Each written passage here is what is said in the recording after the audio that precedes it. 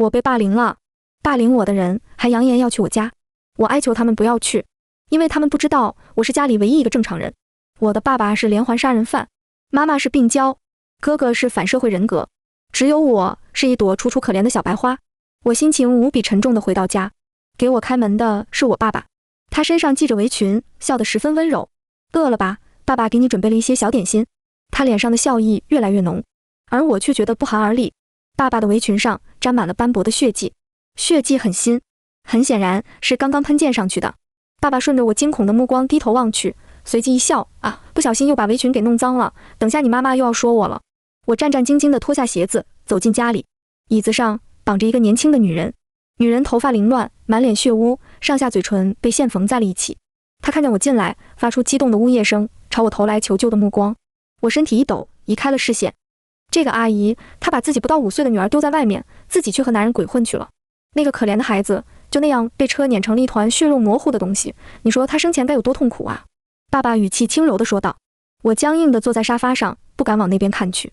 没一会儿，凄厉的惨叫声就响起，女人痛苦的惨叫足足持续了10几分钟，才渐渐消失。爸爸取下眼镜，擦了擦镜片上的血迹，微笑着对我说道：“冉冉，接下来爸爸要把这个阿姨切成一块一块了，可能会有些倒胃口，你回房间吧。”得到允许后，我飞快地跑回房间，身后还响起了爸爸的一声长叹。我听到他嘟囔道：“这孩子的性子怎么一点都不像我们啊？”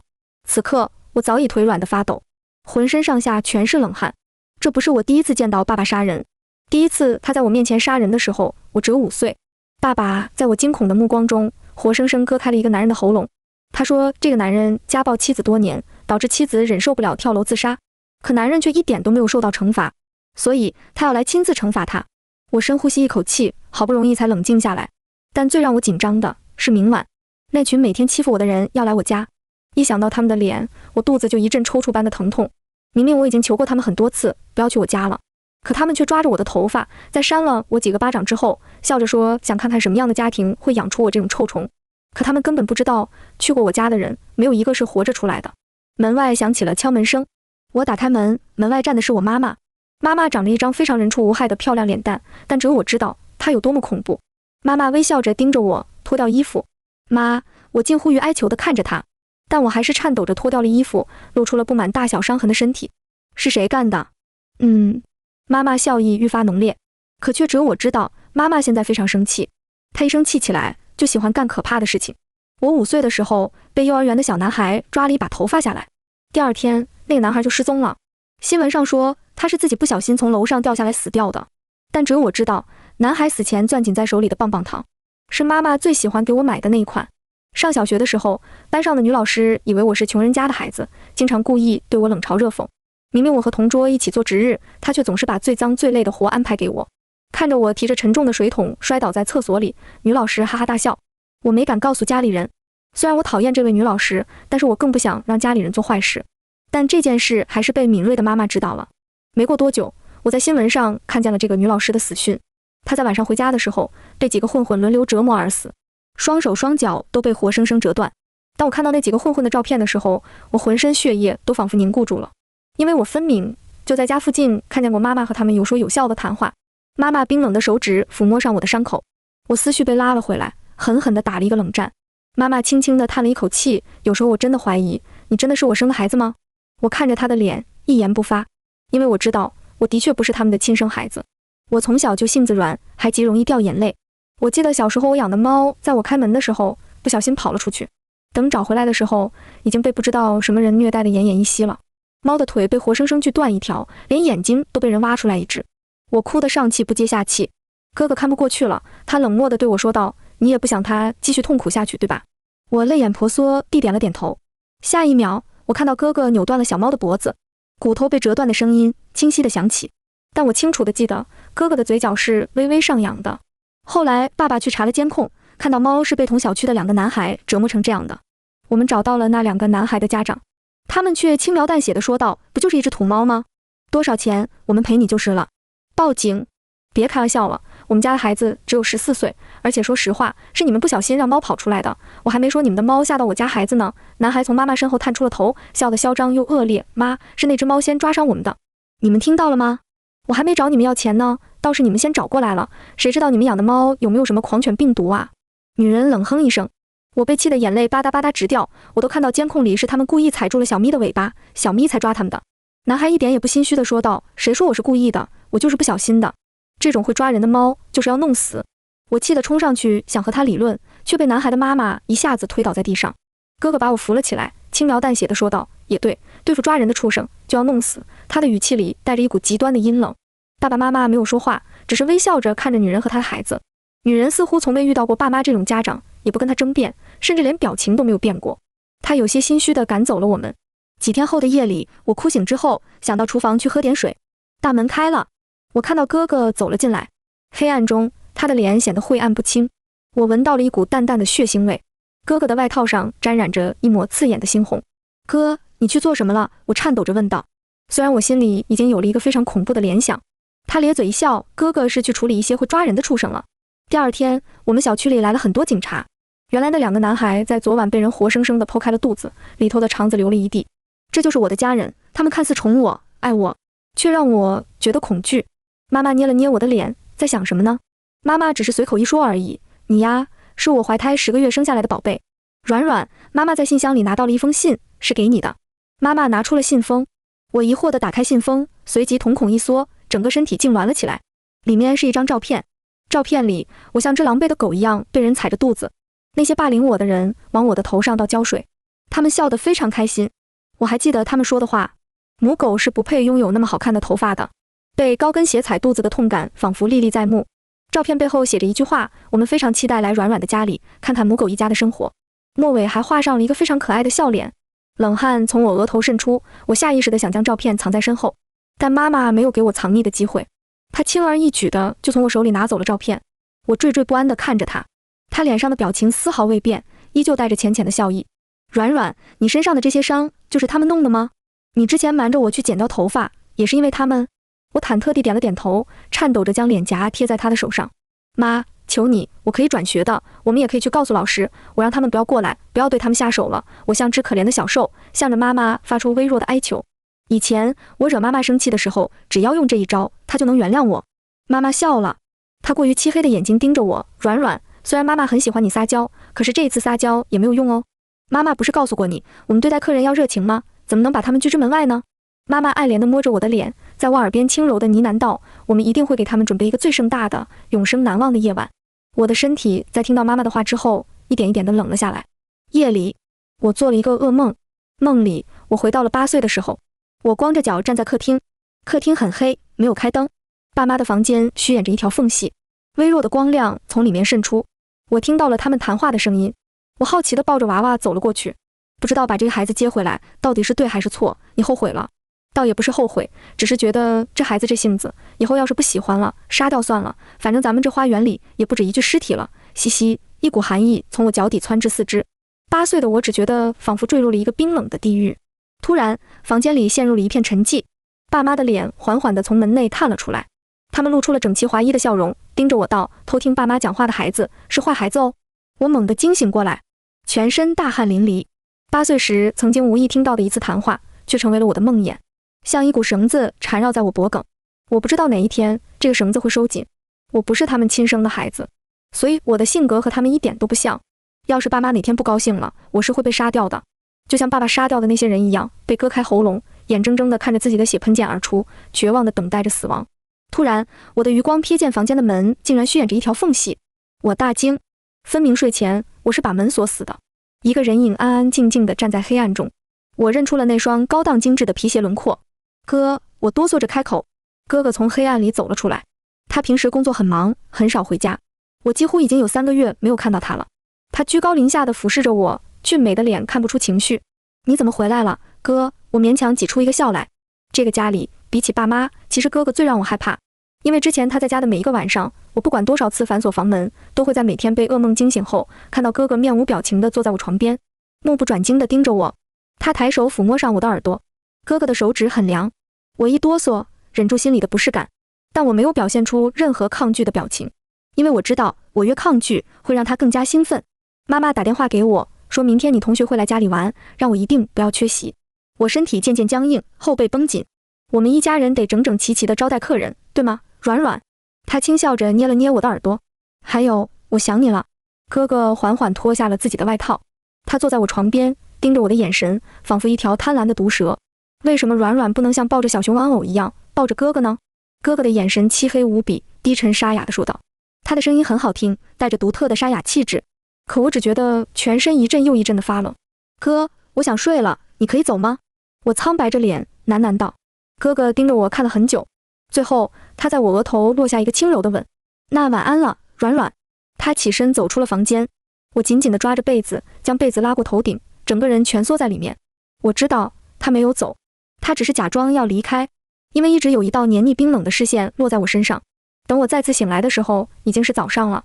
昨晚我还是在迷糊之中睡了过去。我来到厕所，简单的洗漱了一下。镜子里的人长着一张过于柔弱苍白的脸。我深呼吸一口气，对着自己说道：今天无论如何也得阻止他们来家里。客厅的角落里多了几个黑色的垃圾袋，鼓鼓囊囊的。我甚至能闻到从那些垃圾袋里传出来的淡淡腥味。我胃里泛起了一阵恶心。不用猜也知道这里头装的是什么东西。但让我疑惑的是，垃圾袋的数量好像不太对，比之前少了很多。软软，快过来吃早餐了，爸爸专门给你做的瘦肉粥。爸爸围着围裙，笑得极其灿烂。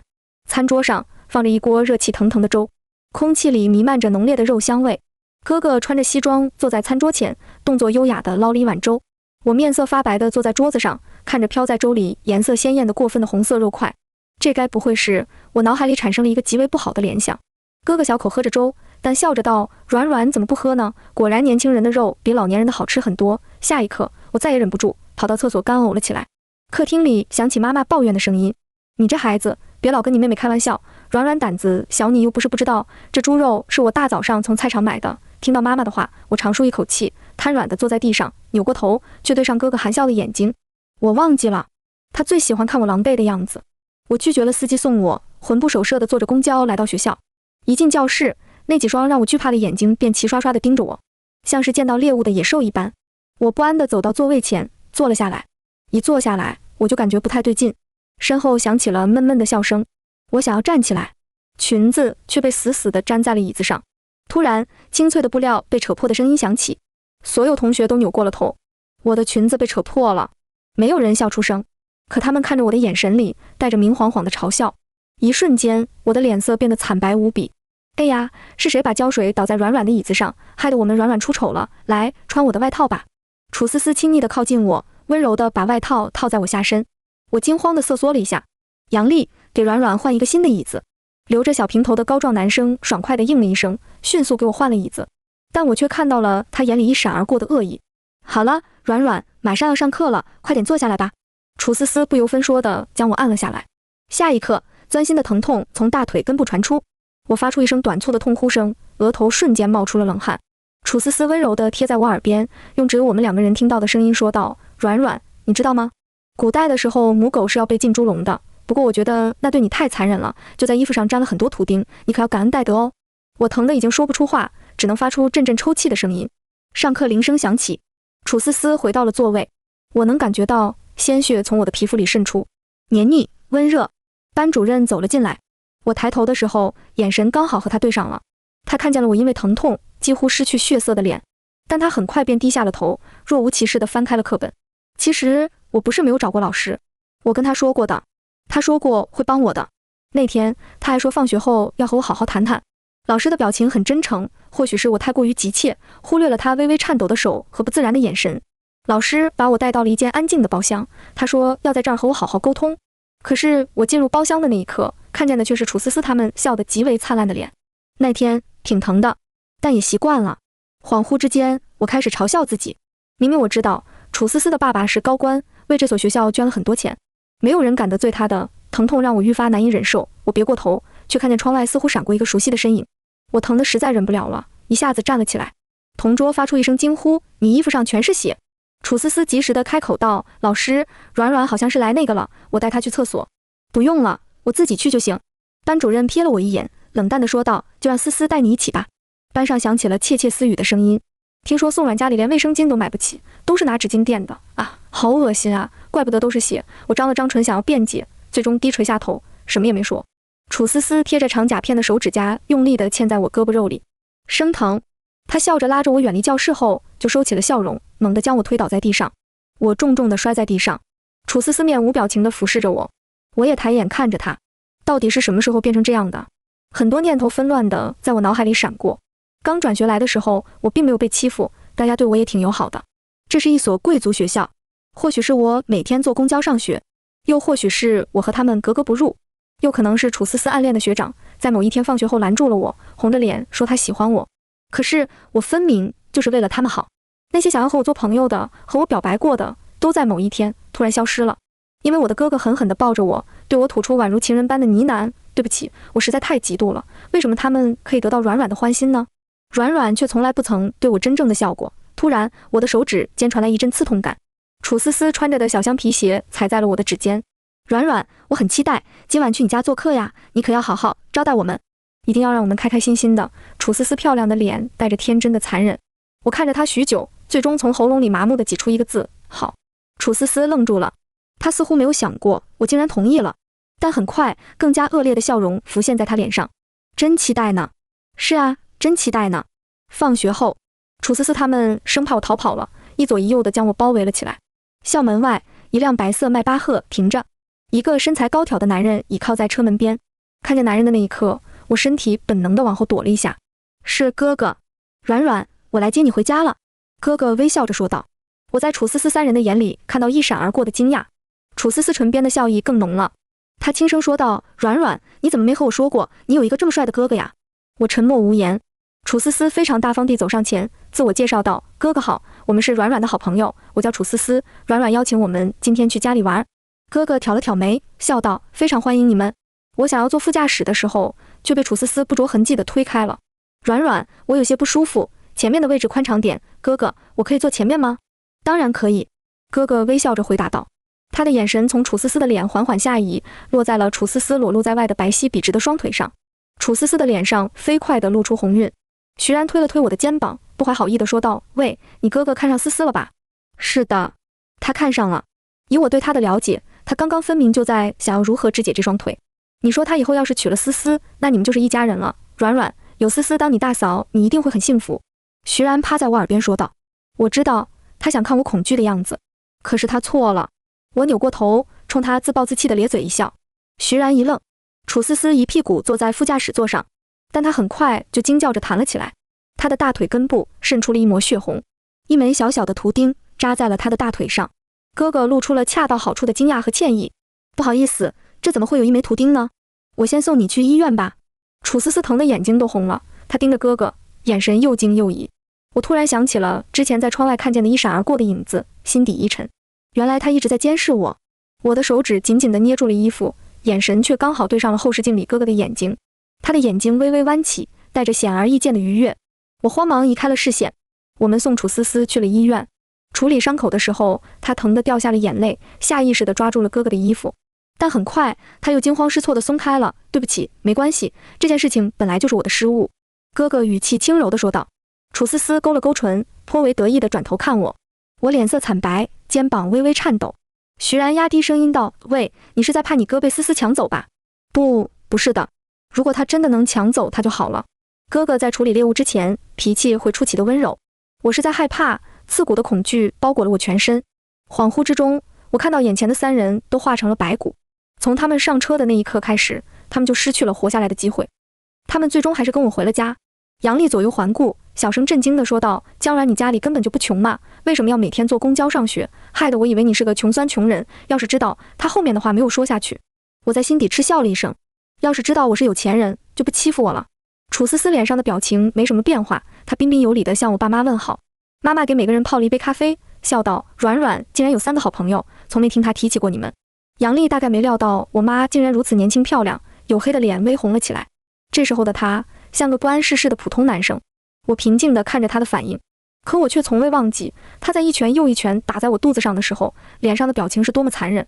杨丽轻抿了一口咖啡，突然好奇地盯着角落里的黑色塑料袋，问道：叔叔阿姨，这里头是什么？我紧张地捏住了杯子，手指骨节因为用力而微微泛白。爸爸缓缓地笑了：是什么？你可以自己过去看看啊。杨丽还真的站了起来，朝着这些塑料袋走了过去。我的心提到了极点，跳得飞快。爸妈脸上的笑意愈发浓烈。杨丽打开了塑料袋，他捂住了嘴巴，好臭，这些肉都坏了吧，好恶心。杨丽嫌弃地后退几步，塑料袋里是一些带着血的碎肉，一股难闻的味道从袋子里飘散出来。楚思思和徐然都皱起了眉头，下意识地捂住了鼻子。这些肉是菜场上卖剩下的一些碎肉，是我准备用来喂小区附近的流浪狗的。爸爸笑着解释。我微微松了一口气。杨丽离这些袋子最近，她被熏得面色发白，连连后退。楚思思突然开口道：叔叔阿姨，其实软软在班上也有个很好玩的外号。妈妈微笑。哦。楚思思又轻又快地说道：母狗。气氛一下凝固住了。她微笑着看着我爸妈，可我的爸妈又或者是哥哥却完全没有露出任何他想要的反应。他们非常平静地看着楚思思，连嘴角的笑意都未曾收敛半分。妈妈更像是听到什么好玩的事情一样，发出轻轻一笑。如果用可爱的小狗来形容软软的话，倒是挺合适的。爸爸乐呵呵地说道。楚思思脸上的微笑有些绷不住了。徐然和杨丽看着我爸妈的眼神像是看傻子。徐然附在我耳边悄声说道：你爸妈该不会是智障吧？这么明显的暗示都听不懂吗？他的声音并不轻，足够所有人能够听清楚了，但我爸妈依旧像是没听到似的。徐然不快地喝了一大口咖啡，突然他的表情有些异样。徐然吐出了一个东西，他的眼睛陡然瞪大。这是什么？怎么会有人的手指？徐然惊恐地大喊道。可周围的人都皱着眉头看他。手指啊，这是人的手指啊！江软爸妈杀了人！徐然吓得语无伦次地说道。徐然，你冷静点，仔细看看你吐出来的到底是什么。我平淡地说道。徐然粗喘着气，鼓足勇气又看了一眼，他的脸色煞白。怎么变成方糖了？我明明刚刚看到的是手指。徐然颤抖着说道。什么手指？恐怖片看多了吧？杨丽嗤笑道。我冷眼抬眸望去窗外，那里种了一片鲜艳异常的花，据说只要将这种花磨成汁液，加入食物之中，就能使人产生幻觉。徐然好半天才冷静下来，但很快便轮到杨丽不对劲了。他频频向着塑料袋的方向看去，神经质地说道：你们有没有听到什么声音？就是从塑料袋里传来的，一直沙沙作响，这里头是不是有什么老鼠啊？楚思思皱眉，你在说什么呢？你们都没听到？杨丽一下子从沙发上跳了起来，她脸色难看，一直窸窸窣窣的，很吵。明明这么响，怎么会没听到？突然，她脸上的表情定格住了。杨丽像是看到什么极为恐怖的东西一样，喉咙里发出近乎于破碎的呜咽声。我从未见过她的脸上露出这么害怕的表情，我心里不免有些好奇，杨丽到底看到了什么？下一秒，一股腥臭的液体从她下身流出。楚思思和许可惊叫一声：杨丽，你有病吧？杨丽却像是没听到一样，她死死地瞪着塑料袋，爬出来了，那个女人从里头爬出来了，你们没有看到吗？爬出来了，她像疯子一样碎碎念着。而我的爸妈和哥哥脸上的笑意在此刻绽放到了最大。徐然是第一个受不了的，他哭着说要回家，这里太奇怪了，我要回家。楚思思虽然什么也没看到，但她眉头紧锁，显然也觉得有些不对劲。我们走了。她站起身，拿起包准备离开的时候，突然又死死地盯着我。不可能！楚思思的脸色以肉眼可见的速度惨白了下来，她仿佛丢了魂魄一般地看着我，嘴里喃喃道：你明明已经死了，陈彤已经死了。我知道，楚思思也开始产生幻觉了。陈彤这个名字我听过，在我转学来之前，受到楚思思他们欺凌的人正是陈彤。据说他最终承受不住，从学校楼顶跳了下去。陈彤的死很快被摆平，没有产生一丝一毫的影响。听到楚思思喊出这个名字，许可疯了般不管不顾地拉着楚思思往门口跑去。可是很快，他们脸上的表情就被恐惧替代。大门上严严实实地挂着8把锁，哥哥站在门前，微笑着看着他们。客人没玩到尽兴之前，怎么能离开呢？他们的杀戮即将要开始。我将自己蜷缩在沙发里，身体止不住的轻颤。楚思思3人晕了过去。等他们醒来的时候，已经被绑得结结实实了。我站在爸妈和哥哥身后，心情紧张又复杂。喂，你们疯了吗？绑着我们干什么？杨丽恢复清醒之后，用力挣扎起来。可她很快就意识到，这些看似纤细的绳索却无比严实。她越是挣扎，绳子就将她捆得愈紧。许可哭着喊道：你们这是干什么？为什么要把我们绑起来？楚思思虽然脸色十分苍白，但她倒是这3人之中最冷静的一个。我劝你们赶紧放我回去，否则我爸绝对不会放过你们。楚思思阴冷地说道。哥哥微微歪了歪头，他走到楚思思面前，蹲了下来。楚思思的胸膛剧烈起伏着，我从他的脸上看到了压不住的恐惧。爸爸。哥哥的喉咙里发出低沉的笑声。你说的爸爸指的是他吗？哥哥拿出了手机，手机里是一个监控画面，一个男人浑身赤裸，双手双脚被绑住，头朝下倒挂着。他不断地挣扎，发出恐惧的呜呜声。你是说这个像猪一样肥得流油的东西是你的爸爸？楚思思脸上的冷静再也保持不住了，她愤怒地大喊道：“你快点放了我爸爸！你这个疯子！听说你爸爸当官之前是杀猪的，他杀的猪肉啊，比别人的都要香很多。思思，你知道他是怎么杀的吗？”楚思思的脸毫无血色，别人杀猪都是痛快的一刀解决，可是你爸爸偏偏不喜欢这么做，他喜欢折磨猪，在猪还有意识的时候割断它的四肢，慢慢剥去它的皮，他觉得猪极度痛苦的死去后的肉才是最好吃的。楚思思喘着粗气，胸膛剧烈起伏着，她的身体在发抖。你到底想要怎么样？楚思思忍着恐惧，咬牙切齿地说道。思思，我准备给你一个机会，活下去的机会，好不好？哥哥的声音温柔到了极致。你的爸爸和你之间可以活下去一个，现在我把这个选择权交给你。徐然哭着吼道：“你们想杀了我们？杀人是犯法的，你们会被判死刑。”杨丽也无助地乱吼乱叫着：“放他走！”妈妈爱怜地抚摸着我的头，很害怕吧？真可怜，可是我们不能放走你们哦。你们欺负我家软软的时候，他一定也很害怕吧？徐然哭道：“对不起，软软，你放走我吧，之后我就当什么事都没发生过，我不会欺负你了，你说什么我都听你的。”那个高壮的杨丽，一只手能直接将我打得流鼻血的杨丽，此刻也对我露出了卑微的哀求的表情。我也一样，求求你了，软软，我以后给你做牛做马，我再也不当楚思思的跟班了，欺负你的主意都是他出的，不关我事啊。我怔怔地看着他们，此刻我竟然只觉得有些吵闹。爸爸慈爱地看着我，软软，你说要怎么办呢？妈妈也在此刻扭头看我，我死死捏住手心，仿佛只有疼痛能让我冷静下来。我要说什么呢？我该怎么办呢？此刻我的心脏跳得厉害，沉默良久之后，我听到自己轻声说道：“由你们来决定吧。”他们三人的脸在这一刻失去了最后一点血色。原来活人的脸有时候也会变得和尸体那么相似啊。哥哥，思思，我的耐心已经快耗尽了，我只给你3秒钟的时间。3、2、1。楚思思的脸上闪过痛苦和狰狞，最终她咬紧牙关，狠狠说道：“我要自己活着。”哥哥的脸上露出了笑容，那就如你所愿。监控视频里，男人的身下出现了一个巨大的电动锯齿轮，下一秒，伴随着男人一瞬间杀猪般的惨叫，血肉横飞，男人被活生生锯成了2半。楚思思尖叫出声，崩溃的嚎啕大哭。我静静地看着他，徐然直接吓得尿失禁了，他浑身抖得跟个筛子一样。杨丽面色惨白，恐惧的已经说不出话了。他们没有想到我的哥哥真的下手了，明明用这么残忍的方式杀死一个人，可他脸上的表情却丝毫未变。我爸已经死了，所以你可以放过我吗？哥哥，求你放了我吧，你要我为你做什么都可以。楚思思哀求道。我确实对软软做了过分的事情，我以后会改，我们还未成年，还是个孩子，我以后都听软软的，行吗？楚思思悲鸣的恳求。哥哥垂着头，怜悯地看着他，疯子说的话你也相信吗？我看过软软的日记。哥哥叹息一口气，缓缓说道。我的嘴唇嗫嚅了一下，最终什么也没有说出口。软软说他也求你们放过他，他很善良的，他不忍心看着任何一个人为他而死。明明他给了你们那么多次活下去的机会，可你还是不肯放过他。现在机会被你们用光喽。你说软软在班上的外号是什么？啊，对，是母狗。软软，哥哥让你看一下真正的母狗是什么样的，好不好？哥哥转过头，漆黑的眼睛盯着我说道。混着血腥气的记忆涌上我的心头，我的手因为极度紧张，控制不住的发抖。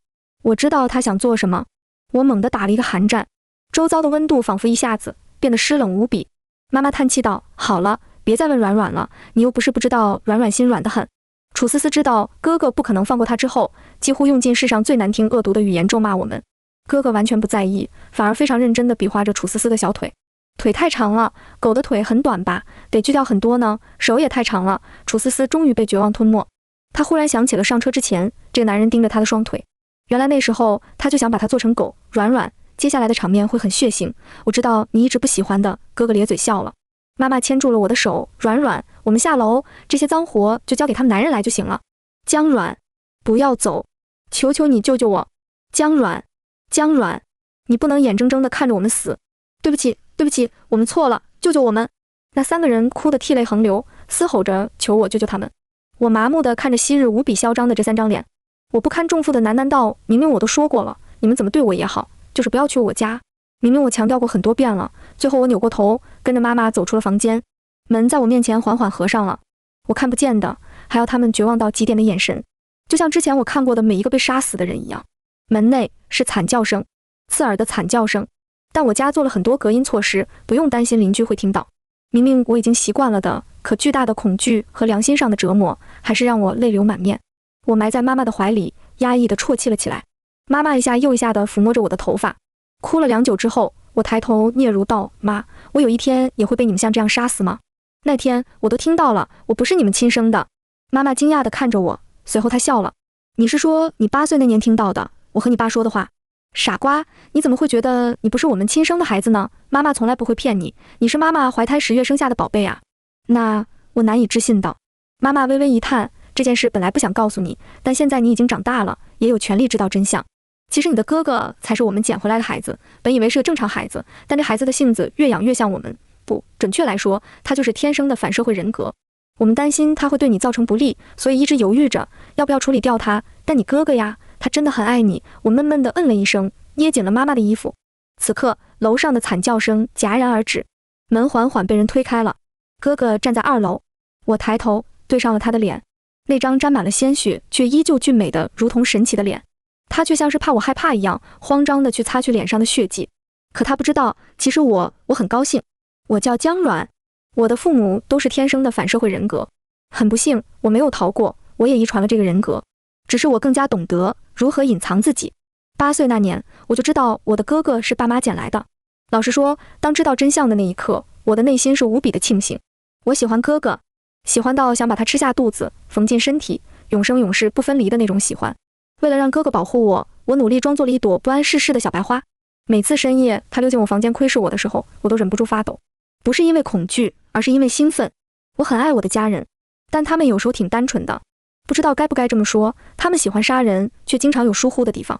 哥哥杀死那2个男孩的那天，是我为他清理了现场。爸爸这么多年杀人没被抓，是我勤勤恳恳地给他擦屁股。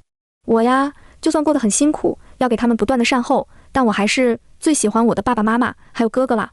我叫江软，我的哥哥是个反社会人格的病娇，他一直以为我是朵小白花，但其实我比他要更加变态。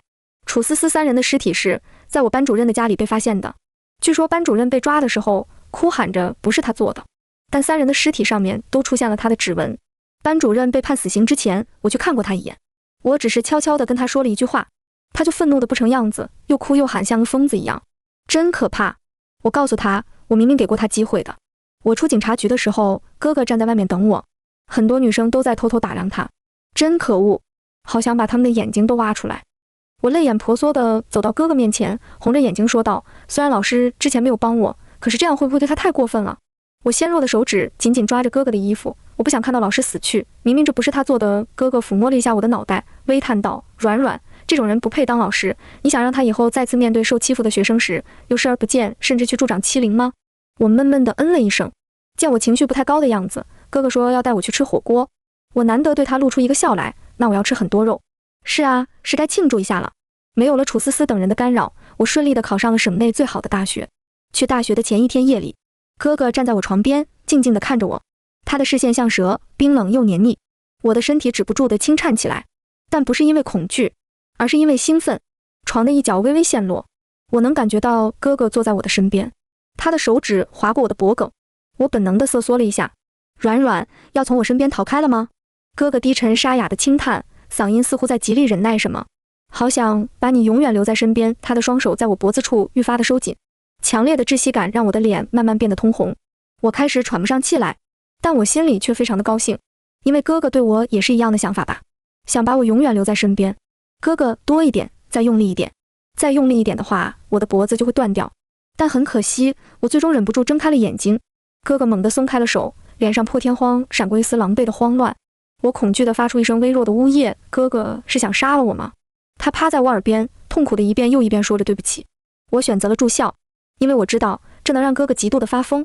第一天是爸妈送我来的，爸爸依依不舍地看着我，明明杀人的时候都带着笑，现在这个可怕的男人却因为女儿的离家，眼睛红了又红。软软，我们能不住校吗？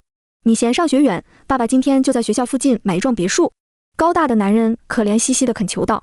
妈妈更是微笑着看着我，软软，留在家里好不好？不然妈妈怕会控制不住自己。我怯懦地后退了一步，无助地看着他们，卑微地哀求道：我真的想住校，我想过正常大学生的生活。妈妈收起了脸上的笑意，面无表情地盯了我很久，最终长叹一口气。但如果有人欺负你，爸爸妈妈还是会像之前那样做，你知道的吧？我紧张的点了点头，鼓足勇气的说道：“我已经提前和室友加上微信了，他们都是很好的人。爸爸妈妈最终还是同意了我住校。爸爸是哭着被妈妈拉走的。爸爸带着哭腔的嘟哝着说：每天见不到闺女，你就这么放心吗？妈妈难得脸色凝重道：你不知道，昨天半夜我想看看软软有没有踢被子，结果妈妈的声音淹没在了吵闹的人群中。我转身走进了学校，在我进入学校之前，一道强烈的视线死死地盯着我。我勾了勾唇，心情大好，却假装惶恐地回过头。在没有看见那个熟悉的人影之后，我松了一口气。殊不知，就在我离开的片刻，哥哥从角落里走了出来，一脸阴翳地注视着我离开的方向。我一脸茫然地站在偌大的校园里，有些手足无措。这时，一个长相清秀温和的男生出现在我面前。学妹你好，是找不到路了吗？我可以带你过去报到，我叫陆佳，是学生会会长。男生笑着说道。我露出一个怯生生的笑来，柔柔地说道：麻烦学长了。陆佳连忙接过我的行李，带着我往前走去。一路上，他都在十分有分寸地向我介绍学校，完全像是个热心的学长。但他可骗不过我。